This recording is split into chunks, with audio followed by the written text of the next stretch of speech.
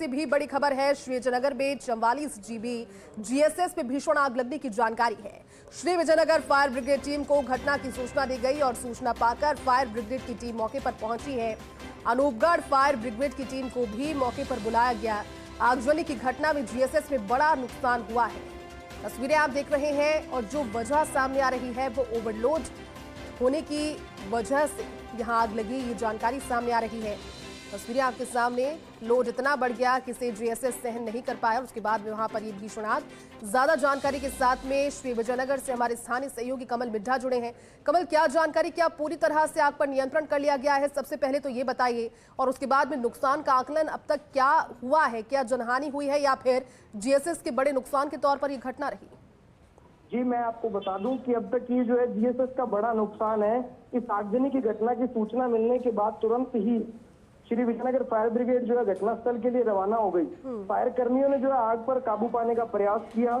ये आगजनी की जो है बड़ी घटना थी। सूचना के बाद जो है अनूपगढ़ से भी फायर ब्रिगेड की टीम घटना के लिए रवाना हुई है। प्रथम दृष्टया जो अब तक हमें जानकारी मिली है, जीएसएस को जो है काफी नुकसान पहुंचा है। ट्रांसफार्मर व अन्य जो कीमती उपकरण है वो जलकर स्वाहा हो गए। इस घटना के बाद ग्रामीणों की भीड़ भी मौके पर जुट गई। हालांकि गनीमत की बात यह रही कि इस हादसे में अब तक कोई जनहानि नहीं हुई है। बिल्कुल कमल, लेकिन जानकारी जो कमल सामने आ रही है वो ये है कि ओवरलोड हो गया था और ज्यादा लोड होने की वजह से ये झेल नहीं पाया, आग का स्पार्क हुआ और उसके बाद में देखते ही देखते आग बढ़ गई। क्या ये सच है, ओवरलोडेड था जीएसएस? जी, ये जो ग्रामीण जीएसएस है वो लगभग जीएसएस ओवरलोड है और हाल ही के दिनों में जो अचानक जो है तापमान में वृद्धि हुई है उस कारण से जो है जीएसएस पे लोड एकदम अचानक ज्यादा बढ़ गया और इसके बाद जो है अचानक एकदम जीएसएस में आग लगी। आग की सूचना सबसे पहले ग्रामीणों को मिली।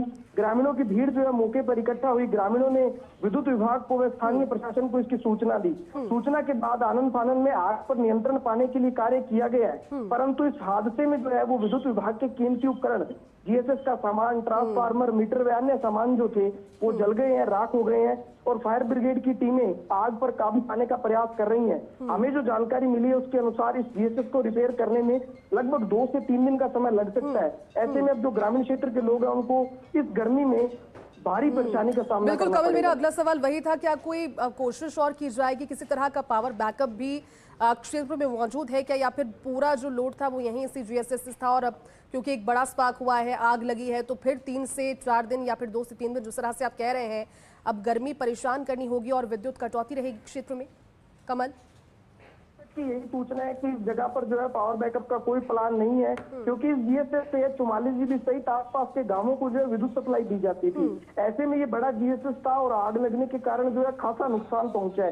इसको दुरुस्त करने में 3 से 4 दिन का समय लगेगा और इस बीच जो है ग्रामीणों को गर्मी का सामना ही करना पड़ेगा। अब तक इस चीज का लेकर कोई विशेष बैकअप प्लान नहीं है, लेकिन हो सकता है कि विद्युत विभाग वैकल्पिक तौर पर कोई ऐसी व्यवस्था करे कि ग्रामीणों को कुछ राहत दी जा सके।